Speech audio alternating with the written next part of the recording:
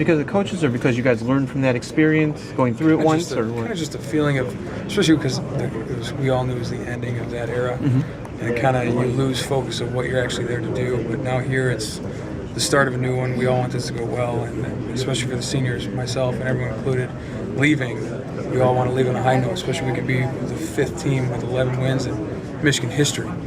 That's something that you can put in your back pocket and remember forever. Ryan said you guys will be viewed totally differently whether you win or lose this game, because it's either a continuation that you validate what you did during the season, or people will say, it wasn't what they did during the season that matched it. I mean, do you feel similarly? I don't know if that's necessarily true. I feel like that what has happened this entire season, all the progress that we've made, speaks for itself, no matter what this bowl game does.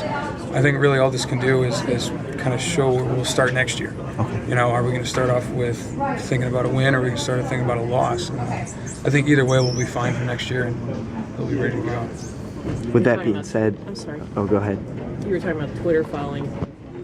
When you're around Denard and he's in this kind of environment, does he have sort of rock star status? It seems like a lot of people are drawn to him. Denard has rock star status everywhere. If you went to the grocery store, he'd have rock star status. He's stuck because of who he is and all that kind of stuff. Does he handle it well, though? He does. He doesn't. It's hard for him. I remember he was telling me one time when he orders a pizza, you can't give his name, because then he'd have 3 guys show up at the door wanting to talk to him. Just a couple more. He says, who is he, Mike Martin? Is he Dave Molk when he orders pizza? I don't think you'd want to be either of us, but...